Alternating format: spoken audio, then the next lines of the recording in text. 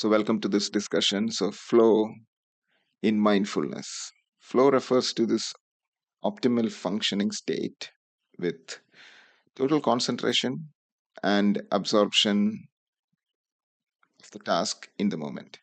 So, this state of awareness, of presence, replaces awareness itself, awareness of time and self itself. So, it changes the state from one of awareness of inward looking to something which is outward. So, flow state is experientially very positive, and out of the flow state emerges desire to replicate it. So, flow is being utilized within a lot of systems, a lot of practices, a lot of organizations, a lot of cultures. You probably heard a lot of flow in sports and other events where people are in the zone, quote unquote. Flow is utilized in other areas as well, but I want to bring this to our practices in mindfulness and how it can help us in growing and changing and transforming leaders within ourselves and others. So, the main proponent is somebody called Mihai Csikszentmihalyi, and according to Mihai Csikszentmihalyi, flow is associated with high levels of creativity and optimal performance, and can deepen anyone's experience, increase motivation, and create sense of mastery from learning tasks and doing things. So long-term benefits include actually self-confidence, a desire to gain more knowledge, a desire to help starts to form, and performance, everything goes up. So starting to understand flow evokes feelings of happiness and even euphoria for some people. And the traditional learning strategies, such as memorizing things and without retaining the information for long term, flow helps us to change that narrative. So it helps us bring more focus on what we are learning, what we are doing in flow states. So when you're in flow states, you're actually encoding all of that learning experience into your body without effort. Whereas the traditional learning systems, learning ways of doing is about reading, memorizing, and then rereading and revising, and then just trying to retain as much as possible through repetition. But with flow, if you start to learn things, when you start to learn in tune with your body and mind, which is what is flow, you start to retain a lot more. You start to be confident a lot more. You start to enjoy the process, which helps you come back for more. So yeah, there are eight key strategies for encouraging flow. Finding the balance between skill and challenge is number one, the important one.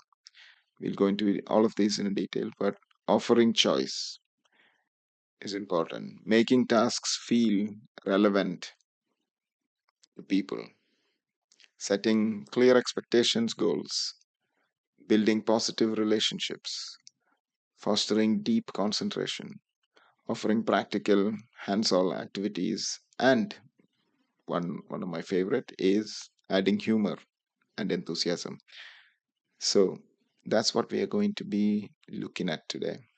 So eight strategies. The first one is challenge and ability. So the central flow condition is that the chosen activity challenges people to the right degree. So this is just above your skill level maybe right now, which means that the activity may feel demanding but not stressful, achievable but not easy, exciting but not overwhelming, or anxiety provoking. It's not like something you have to work hard to get over. And it's doable but not quite too rushing, boring, doable. So finding this balance allows people to embrace and engage more with the activity. So even for meditation, this is important to keep thing in mind. If you want to achieve a flow state while meditating, it's important to make these principles work for you. So then you feel, some people go to meditate to feel certain way, and that's okay. Some people have different aspects of meditation which are counterintuitive for a lot of meditators. So a lot of meditation teachers and practitioners often think that you shouldn't meditate just for uh, achieving a certain state of mind, etc. But I believe everyone is different, and I think you can express your mind in however, whichever form you would love to. So for me, you working on your mind is meditation. So for me, putting yourself, if you want to challenge yourself, if you want to be able to practice for longer or practice in a certain way that you feel certain groundedness internally, and you want to be like that calm Zen person we see everywhere, which is also okay to feel this way, then this flow state practice can actually help you. So this can, you can start to build some of these concepts. We have varying levels of intelligence and the abilities, so we can do a better job at breaking down lessons or activities into manageable pieces to find the sweet spot between challenge and ability. And this allows everyone to move through the steps at their own pace, progressing according to their own capabilities. So consider a creative task, a writing task, for example. And the steps may include creating a storyline, designing characters, creating an ending, and writing the first draft. So we can then work through these steps at your own pace and capability, right? So another option for people is to give themselves next steps. These are optional additional steps for students and trainers to continue challenging themselves while engaging in the activity. So for example, in this creative writing example, an optional next step might be to write a sequel to their original story, create a picture book version, or turn their story into a movie or play. So these are the things you can do to challenge yourself in flow. The second strategy, which is very crucial for flow, is to know the offers. So, offering a lot of choices. So, offering choice in the classroom or outside can promote enjoyment and engagement. So, when offering choice in the way a particular task is carried out, and anyone can help students with their story writing that could be completed in either writing or picture form. So this is an option, so people can choose. So the latter may appeal to certain people and the former may appeal to certain people and thus promote greater enthusiasm. So the worst thing for flow is lack of choice. So when we go into a task and we say, oh, I prefer to do it this way, we should be able to adjust. When offered a choice of topics within tasks, we can choose a subject that genuinely is interesting and resonates with us. So this can be a list of appropriate subjects you want to start to learn, you want to start to develop.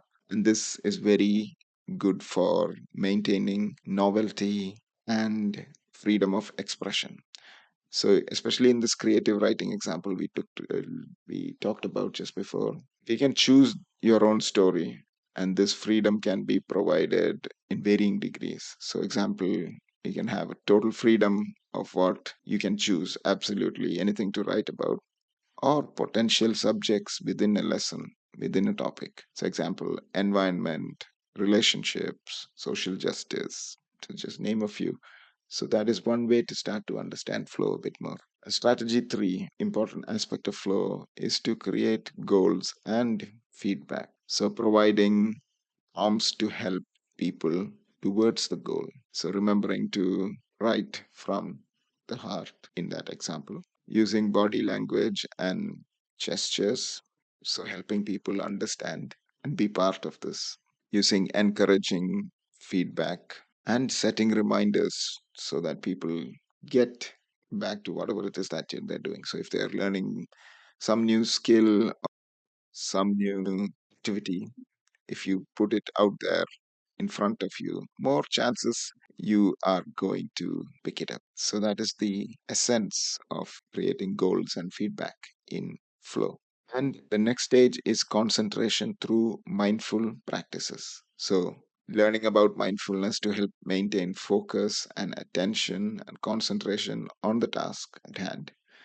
So, the basic practices of mindfulness, like inviting to focus on the task at hand and bring their attention there, bring your attention there, letting any thoughts and feelings that arise come and go as they will, gently bring your attention back to the task if and when our minds wander off. And this is the essence mindfulness. So we should always notice where your attention is right now, especially in a task which you're doing. And if it wanders off, gently bring it back to what you're doing. And this is what we've been practicing for a long time. And this is how you can use it in flow states and come back to what you're doing, letting thoughts and feelings come and go as they will.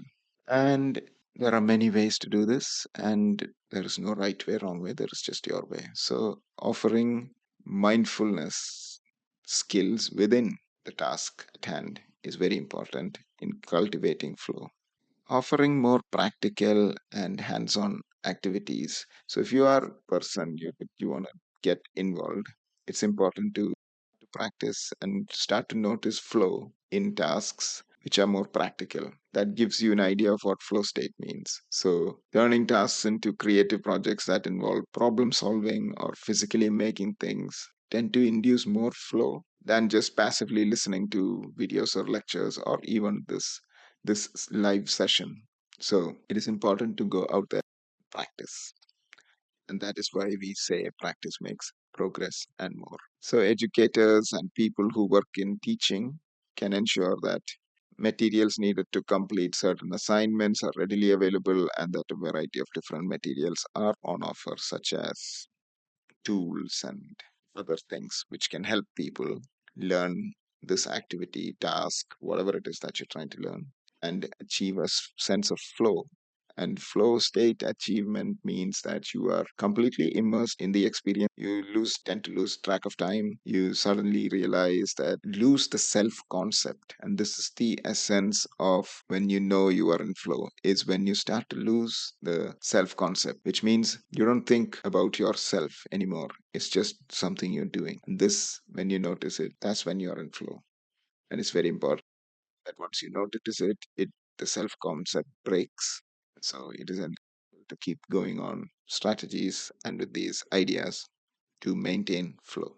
And yeah, I think one of the other strategies to invoke a little bit sense of humor and enthusiasm into the project can help people bring more awareness to the project. So using funny videos to explain a concept, funny stories, maybe even pop culture references. And here's one for you. Did you know that Taylor Swift was named after Albert Einstein?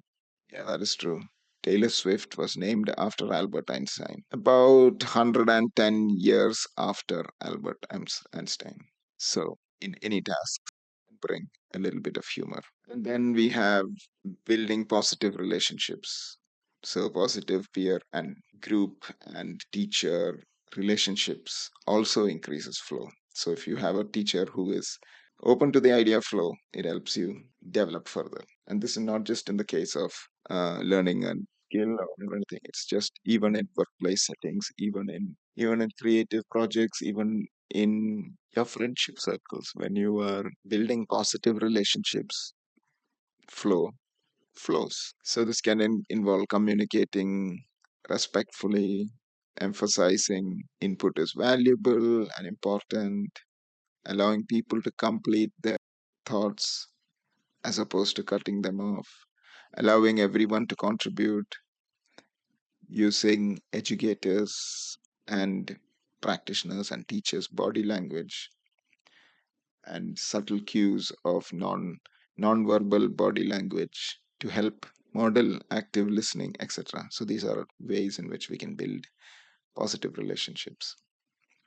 And finally, the key point about achieving flow is ensuring tasks feel relevant. What we are doing matters. So when we understand that this is relevant for what it is we are doing, which comes back to the original point about how important is this thing for you. So we can spend a few minutes in cultivating the intention at front, getting ready for people to engage in this task. So, for example, in the creative writing task example we've been looking at, we can ask people to think about how their stories relate to their own lives or lives of others, and how they can help any people or experiences that can shed light for other people to help themselves. So this could be one way of to keeping things relevant. So we don't want to do things which are not relevant for us. So, I mean, you can achieve flow state maybe in a cigarette making factory, but if you are not somebody who appreciates cigarette or doesn't smoke, and it's not in your way of life, it's not important to you, it's not relevant. So you will not probably achieve flow state. So that is a holistic understanding of what flow means. We will do a practice later, maybe tomorrow. But just to reflect on things, did these strategies kind of help you to encourage yourself to achieve flow? Just noticing which strategies you found particularly maybe useful. Did you notice anything which you never noticed about the idea of flow? Reflecting on your overall experience on what it means to be in flow and how mindfulness can be linked with flow. And also writing down things you may be able to, you want to do and you have never got the time. And this may be one way to start finding time and finding flow within yourself. So what adjustments would you consider also? So these are some of the reflections you can do yourself and in understanding flow. So thank you for listening. Thank you for taking part. Thank you, and hope this discussion on flow remains relevant for you, and have a wonderful time with it. So thank you. I will see you next time with another topic in Mindfulness Matters.